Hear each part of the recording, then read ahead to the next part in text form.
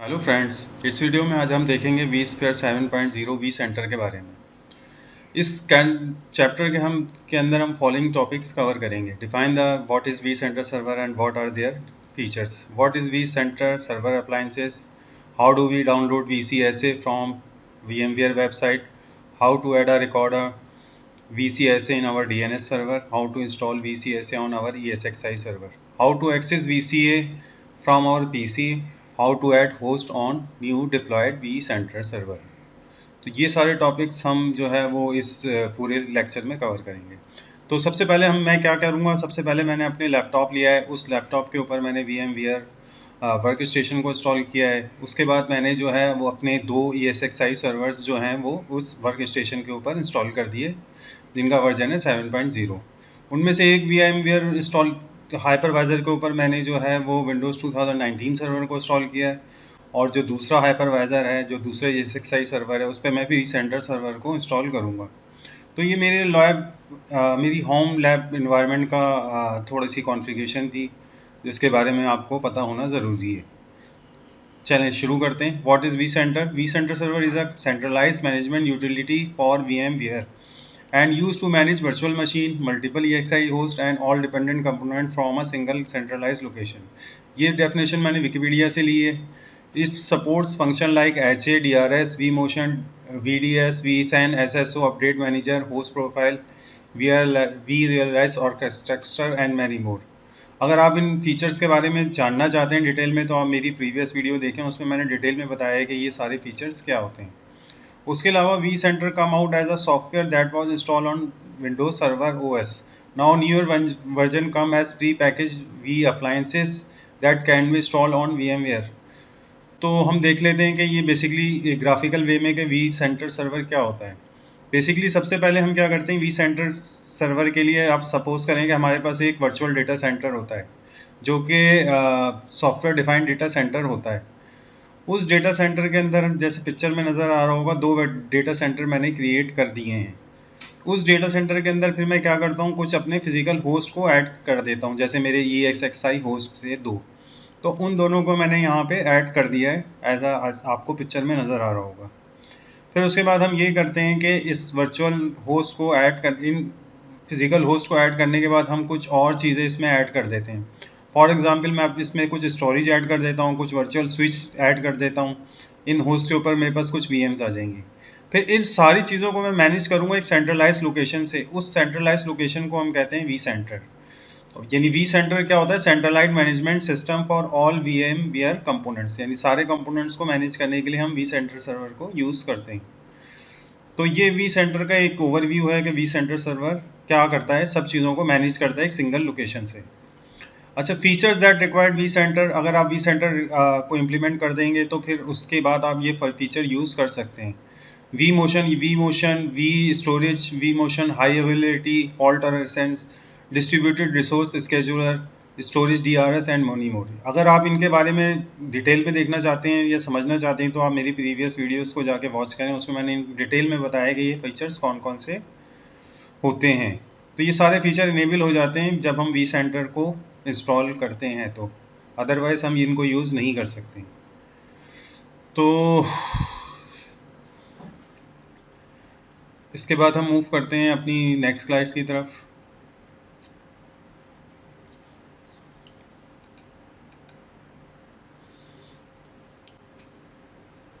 चलिए, उसके बाद जो नेक्स्ट स्लाइड है, इसके अंदर हमारे पास है VCSA। बेसिकली VCSA क्या होता है, vCenter सर्वर अप्लायंसेस। बेसिकली पहले जो था vCenter था, वो एक एप्लीकेशन की फॉर्म में आता था, जिसको हम अपनी विंडोज़ की मशीन पे इंस्टॉल करते थे। लेकिन अब VMware ने इसको डिसकंटिन्यू कर दिया। अब उसने एक वर्चुअल मशीन प्री पैकेज और प्री बिल्ड दे दी है, जिसको हम कहते हैं VCSA, या जिसका फुल एब्रीविएशन होता है vCenter सर्वर अप्लायंसेस। ये प्री कॉन्फ़िगर्ड लिनक्स मशीन होती है, जो जिस पे vCenter ऑलरेडी रन हो रहा होता है। तो इससे हम बहुत आराम से इसको इंस्टॉल कर सकते हैं। इसको डाउनलोड करने के लिए आप क्या करें, इसको डाउनलोड करने के लिए आप अपना ब्राउज़र ओपन करें, और उस ब्राउज़र के ऊपर आप जाके टाइप करें VMware vCenter डाउनलोड, और उसको सर्च करें। जैसे ही आपको सर्च करेगा, आप उसको नए लिंक में खोल लें। नया लिंक जैसे ही आपके पास ओपन होगा, तो जैसे ही ये पेज लोड होता है तो आपके पास क्या नज़र आ रहा होगा, आपको ये पूरा एक पेज नज़र आ रहा होगा डाउनलोड पर। अच्छा, ये देखें, ये सारे डाउनलोड अवेलेबल हैं। अगर आप इसमें, अगर हमको जो डाउनलोड की वर्जन सेलेक्ट करना है वो हम यहाँ से सेलेक्ट कर सकते हैं। जैसे 7 नया वर्जन है, और उसके अलावा अगर आप देखेंगे तो 5 जो है वो सबसे ओल्डेस्ट वर्जन है। तो हम क्योंकि 7 को सेलेक्ट करेंगे तो हम 7 को सेलेक्ट करते हैं, और उसके बाद नीचे आके सेकंड टैब के अंदर आपको नज़र आ रहा होगा वी सेंटर सर्वर अप्लायंस 7.2। फिर हम गो टू डाउनलोड को क्लिक कर लेंगे। जैसे ही आप डाउनलोड को क्लिक करेंगे आपके पास एक ऑप्शन आएगा, एक पेज आएगा जिसमें दो ऑप्शन होंगे। इसमें से जो पहला ऑप्शन है उसके अंदर ये है कि आप उसकी आईएसओ फाइल को डाउनलोड कर सकते हैं वी सेंटर की, या दूसरे ऑप्शन के अंदर आप क्या कर सकते हैं, पहले दूसरे ऑप्शन के अंदर आप उसकी जिप फाइल को डाउनलोड कर सकते हैं। लेकिन हम यहाँ पे आईएसओ फाइल को डाउनलोड करेंगे, तो हम क्या करेंगे, हम जो है वो डाउनलोड आईएसओ फाइल पे क्लिक कर देंगे। जैसे ही आप क्लिक करेंगे तो फिर ये आपसे क्या करेगा, आपका एक अकाउंट डिटेल मांगेगा। इसको डाउनलोड करने के लिए आपका वी एम वेयर के ऊपर एक अकाउंट होना ज़रूरी है। मैं ऑलरेडी क्रिएट कर चुका हूँ, तो मैं यहाँ अपना यूज़र नेम पासवर्ड डालूंगा। आप भी क्रिएट कर सकते हैं कोई जीमेल, ईमेल या याहू की आईडी को, जिसकी मदद से आप लॉगिन करके आप अपना कोई भी आईएसओ इमेज या कोई भी दूसरा प्रोडक्ट जो है वो आप डाउनलोड कर सकते हैं। तो इस टाइम मैं इस डाउनलोड को कैंसिल करता हूँ, क्योंकि मैंने ऑलरेडी ये डाउनलोड करके रखा है, ताकि आपका कुछ टाइम सेव हो। तो जैसे मैंने आपको बताया था कि हमारी लैब के अंदर मैंने क्या करे हुए हैं, मैंने दो सर्वर बनाए हुए हैं, ESXi1 और ESXi2, और उसके अलावा मैंने एक और वर्चुअल मशीन बनाई हुई है विंडोज़ 2019 सर्वर की। तो हम अपनी मशीन पे चलते हैं विंडोज़ 2019 सर्वर की, और हम यहाँ पे इसको लॉगिन करते हैं, क्रेडेंशियल डालते हैं हम अपनी यहाँ पे एडमिनिस्ट्रेटर और पासवर्ड। तो हम यहाँ पे इसकी क्रेडेंशियल को एंटर करते हैं, क्योंकि जैसे ही मैं इसके अंदर एंटर करूँगा तो फिर आपको ये देखें, फिर इसके बाद आप क्या करना है, आपने जो फाइल डाउनलोड की थी वो आपके पास डेस्कटॉप के ऊपर आएगी। आप इसको राइट क्लिक करके माउंट करा लें। तो हम इसको माउंट करा लेते हैं अपने पास, राइट क्लिक करते हैं और इसको हम माउंट कर लेते हैं। जैसे ही आप माउंट करेंगे तो आपकी जो है आपके पास एक नई ड्राइव अपीयर हो जाएगी आपके माई कंप्यूटर में। उसके अंदर बहुत सारे फोल्डर आ रहे होंगे। आपको क्या करना पड़ेगा, आपको इस फोल्डर में जाना पड़ेगा, VCSAI UI इंस्टॉलर। इसको डबल क्लिक कर लें। इसके अंदर Win32 का एक फोल्डर आ रहा होगा, इसको क्लिक कर लें, और इसके अंदर आपको एक आइकॉन नज़र आएगा इंस्टॉलर के नाम से, इसको डबल क्लिक कर लें। जैसे ही आप इसको डबल क्लिक करेंगे तो आपके पास क्या होगा, एक सेटअप विज़ार्ड अपीयर हो जाएगा। अब इसके अंदर हमारे पास चार ऑप्शन आ रहे हैं, इंस्टॉल, अपग्रेड, माइग्रेट और रिस्टोर का। हाँ, क्योंकि फर्स्ट है तो हम फर्स्ट सर्वर के लिए इसको इंस्टॉल को क्लिक कर लेंगे, क्योंकि हमारे पास पहले कोई सर्वर मौजूद नहीं है।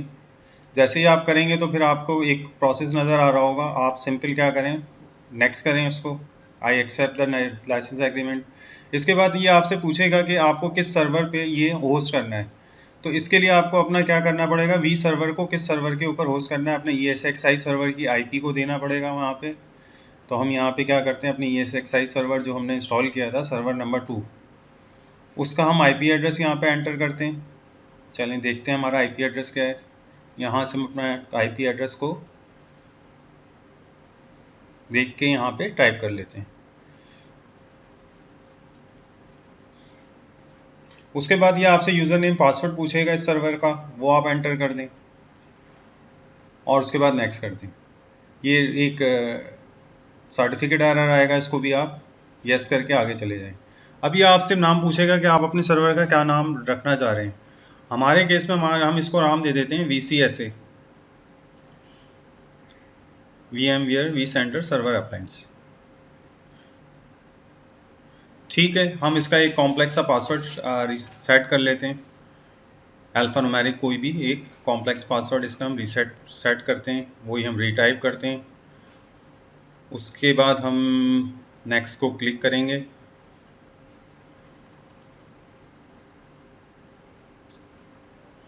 उसके बाद ये इंस्टॉलेशन टाइप पूछेगा। बेसिकली यहाँ पे हमें अपनी इंस्टॉलेशन टाइप बतानी पड़ेगी। हमारे पास 5 तरह की इंस्टॉलेशन टाइप्स होती हैं, जो कि अगर आप देखें तो टाइनी, स्मॉल, मीडियम, लार्ज और एक्स्ट्रा लार्ज है। तो टाइनी इंस्टॉलेशन के अंदर क्या करते हैं हम, टाइनी इंस्टॉलेशन सबसे सिंपल होती है। इसके अंदर हमारे पास 12 GB रैम होती है, और उसके लिए हमें हार्ड ड्राइव भी कम चाहिए होती है, तकरीबन 463 GB हार्ड ड्राइव हमें चाहिए होती है। तो हम टाइनी इंस्टॉलेशन को सेलेक्ट करने के बाद अब हम उसको क्या करेंगे, टाइनी इंस्टॉलेशन को सेलेक्ट कर लेंगे और उसके बाद इस को हम, अगर आप देखेंगे तो मैंने टाइनी सेलेक्ट किया हुआ है और इसको डिफ़ॉल्ट पे ही रहने देते हैं और उसके बाद हम नेक्स्ट कर लेते हैं। यहाँ पे भी हम क्या करेंगे, डिफ़ॉल्ट डेटा स्टोर को सेलेक्ट कर लेंगे जो इस ESXi सर्वर के ऊपर है और इस पर बहुत ज़्यादा स्पेस अभी है जिसके पे हम अपनी इंस्टॉलेशन कर सकते हैं। तो हम इसको सेलेक्ट करने के बाद नेक्स्ट करते हैं। उसके बाद ये हमसे पूछता है नेटवर्क सेटिंग, तो फिर हमें बताना पड़ेगा कि हम इस सर्वर की क्या IP रख रहे हैं। तो हम IP version static IP version है तो हम IP वर्जन सॉरी यूज़ करते हैं और स्टैटिक टाइप है इसकी, और इसका ये ऑप्शनल होता है FDQN। IP एड्रेस हम अब यहाँ पे इसकी IP एड्रेस को हम कॉपी कर लेते हैं। तो ये मैंने इसकी IP एड्रेस पहले से रिज़र्व करके रखी हुई थी, तो हम यहाँ से इसको कॉपी करते हैं और जाके अपने सेटअप के अंदर इसको पेस्ट कर लेते हैं।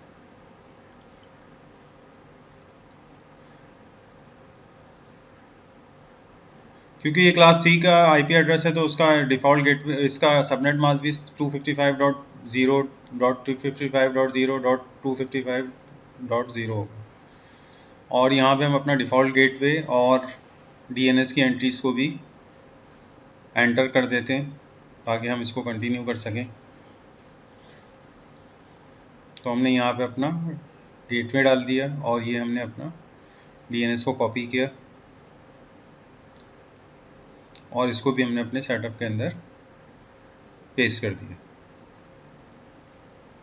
उसके बाद हम नेक्स्ट क्लिक कर लेते हैं, फिर हम फिनिश को क्लिक कर लेते हैं। तो बेसिकली अब हमारे पास फर्स्ट स्टेज कंप्लीट हो गया और इसके बाद हमारे पास सेकंड स्टेज शुरू होगा जिसके अंदर हम वी सेंटर्स की जो है वो कॉन्फ़िगरेशन करेंगे। तो ये बहुत ज़्यादा टाइम कंज्यूमिंग प्रोसेस है। मैं इसको अभी पॉज करता हूँ वीडियो को ताकि आपका टाइम सेव हो सके और फिर मैं वापस आता हूँ जब ये एक बार कंप्लीट हो जाता है सेकंड स्टेज के लिए। तो मैं इसको पॉज कर लेता हूँ।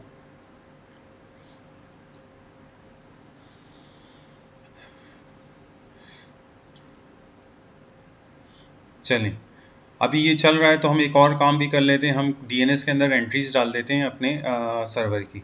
तो मैंने अपना फॉरवर्ड लुकअप जोन खोल लिया है अपने सर्वर का और मैंने फॉरवर्ड लुकअप जोन के अंदर मैं वी सेंटर की एक एंट्री करता हूँ। मैं न्यू पे जाता हूँ और न्यू पे जाके मैं जो सर्वर की IP दी है उस IP से VCSA के नाम की एक होस्ट एंट्री कर लेता हूँ। तो यहाँ से मैं IP कॉपी कर लेता हूँ। IP कॉपी करने के बाद मैं DNS के अंदर जाता हूँ और एक मैं होस्ट रिकॉर्ड बनाता हूँ। उस होस्ट रिकॉर्ड के अंदर मैं क्या करता हूँ, मैं अपना नाम लिख लेता हूँ कि किस नाम से मुझे उस होस्ट एंट्री को सेट करना है और उसके अगेंस्ट में एक IP डाल के उसकी DNS की एंट्री बना लेता हूँ। तो अब मैं क्या कर सकूँगा कि मैं आप इसको नेम से भी रिजॉल्व कर सकता हूँ अपने सर्वर को। हम इसको ओके कर लेते हैं, क्लोज कर लेते हैं। तो ये देखें एक होस्ट एंट्री बन गई है मेरी वी सेंटर सर्वर की। तो इस तरह से बहुत सिंपल प्रोसेस है, आप जाके कोई भी होस्ट एंट्री क्रिएट कर सकते हैं फॉरवर्ड लुकअप जोन में जाके। तो चलें, अभी तक ये हो ही रहा है क्योंकि बहुत लेंथी प्रोसेस है। तो चलें, तो ये देखें आप कि फर्स्ट स्टेप जो है वो सक्सेसफुली कंप्लीट हो गया है। अब हम क्या करेंगे, अब हमारे पास जो है वो सेकंड स्टेज स्टार्ट होगा जिसके अंदर हमसे कुछ इन्फॉर्मेशन ये कलेक्ट करेगा, तो वो हम इसको दे देंगे वो इन्फॉर्मेशन। तो देखें अभी ये लोड कर रहा है अपना सेकंड स्टेज को। अब ये देखें तो आपके पास सेकंड स्टेज स्टार्ट हो गई है। हम नेक्स्ट करते हैं।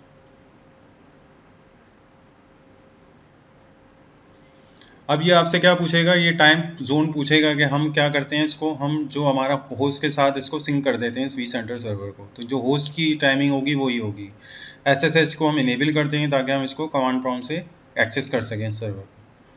उसके बाद हम नेक्स्ट कर लेते हैं। नेक्स्ट करने के बाद ये हमसे सिंगल साइन ऑन कॉन्फ़िगरेशन के बारे में पूछेगा। तो बाय डिफ़ॉल्ट जो इसका डोमेन होता है वो vsphere.local होता है, तो हम भी वही रखेंगे जो इसका डिफ़ॉल्ट होता है। तो हम इसमें टाइप कर लेंगे vsphere.local। ये इसका डिफ़ॉल्ट डोमेन होता है जिस पे हमारा एडमिनिस्ट्रेटर का अकाउंट जो है वो लॉगिन होता है। तो अब हम क्या करेंगे, एडमिनिस्ट्रेटर अकाउंट के लिए एक पासवर्ड सेट करेंगे, ये भी कॉम्प्लेक्स होना चाहिए, तो ये भी हम दे देते हैं कॉम्प्लेक्स पासवर्ड। आप चीज़ सारे पासवर्ड लिख ज़रूर लीजिएगा, अदरवाइज़ आप भूल भी सकते हैं इसको। उसके बाद नीचे अगर आप देखेंगे तो आपको एक ऑप्शन नज़र आ रहा होगा ज्वाइनिंग एग्जिस्टिंग एसईओ डोमेन, क्योंकि हमारा नया फर्स्ट फ्रेश इंस्टॉलेशन है तो हमारे पास एग्जिस्टिंग कोई नहीं है, तो हम इसको चेक नहीं करेंगे। अनचेक करते हुए हम क्या करेंगे, नेक्स्ट कर देंगे। उसके बाद क्या होगा, ये आपसे पूछेगा CEIP, ये आप कोई फीडबैक देना चाह रहे हैं, हम इसको अनचेक करके नेक्स्ट कर देंगे, और उसके बाद हम फिनिश कर लेंगे और फिर हम ओके करेंगे। ओके करने के बाद अगेन एक इंस्टॉलेशन का प्रोसेस स्टार्ट हो जाएगा। तो हम फिलहाल इसको अभी स्टॉप करते हैं और ये हम रिज्यूम करते हैं जब ये इंस्टॉलेशन है। देखें हमारी इंस्टॉलेशन सक्सेसफुली कंप्लीट हो गई, हमारे पास एक लिंक आएगा, हम इस लिंक को क्लिक करेंगे। जैसे ही हम लिंक को क्लिक करेंगे तो ये पूछेगा, जैसे ही हम इस लिंक को क्लिक करते हैं तो ये आपसे पूछेगा कि इसको किस ब्राउज़र में ओपन करना है। हम फायरफॉक्स को सेलेक्ट करके ओपन कर लेंगे। जैसे ही आपने इसको ओपन करा तो ये देखें इसका वेब वी सेंटर का जो होम पेज है वो लोड होना शुरू हो गया है। लेकिन इसके लोड होने से पहले क्या आएगा, हमारे पास एक एरर आएगा जो सर्टिफिकेट का होता है। हम एडवांस में जाएंगे और उसके बाद इसको हम एक्सेप्ट करके प्रोसीड कर देंगे। उसके बाद हम HTML5 पे क्लिक कर देंगे और लॉन्च कर लेंगे अपने पेज को। तो हमारा फर्स्ट लिंक जो ऊपर आ रहा है ब्लू कलर में, आपने इसमें क्लिक करना है और उसके बाद आप क्या करेंगे, इसको क्लिक करते ही देखेंगे आपके पास एक पेज लोड होना शुरू कर देगा। तो ये फर्स्ट पेज है जो स्क्रीन का आ जाता है हमारे पास। यहाँ पे हम अपना वही डोमेन नेम एडमिनिस्ट्रेटर डालेंगे और डोमेन डालेंगे vsphere.local, ये इसका डिफ़ॉल्ट यूज़र नेम होता है। तो हम administrator@vsphere.local डालेंगे। उसके बाद हम अपना पासवर्ड यहाँ पे एंटर करेंगे इसके साथ ही।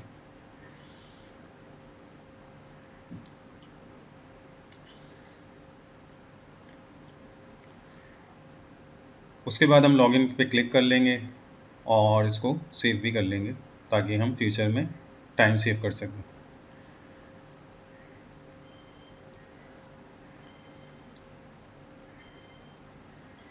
अगेन ये एक पेज लोड हो रहा है। ये एक पोर्टल ओपन हो गया जिसके अंदर जिस पे रहते हुए हम सारे अपना इंफ्रास्ट्रक्चर को एक्सेस करेंगे और मैनेज करेंगे।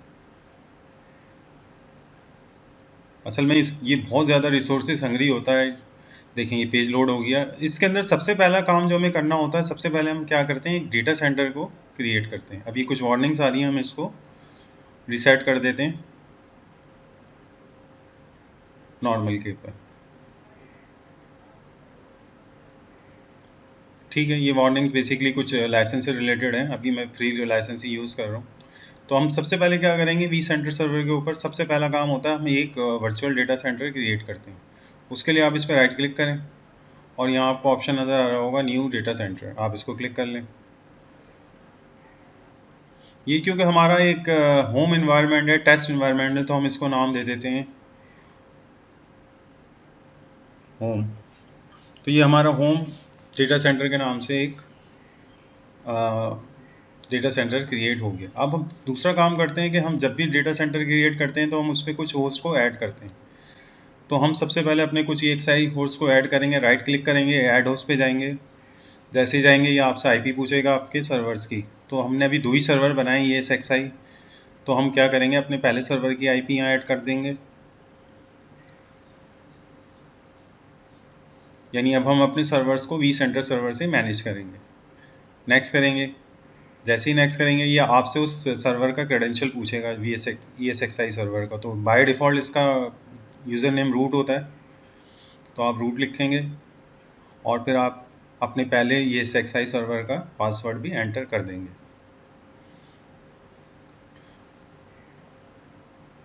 उसके बाद आप नेक्स्ट कर लें।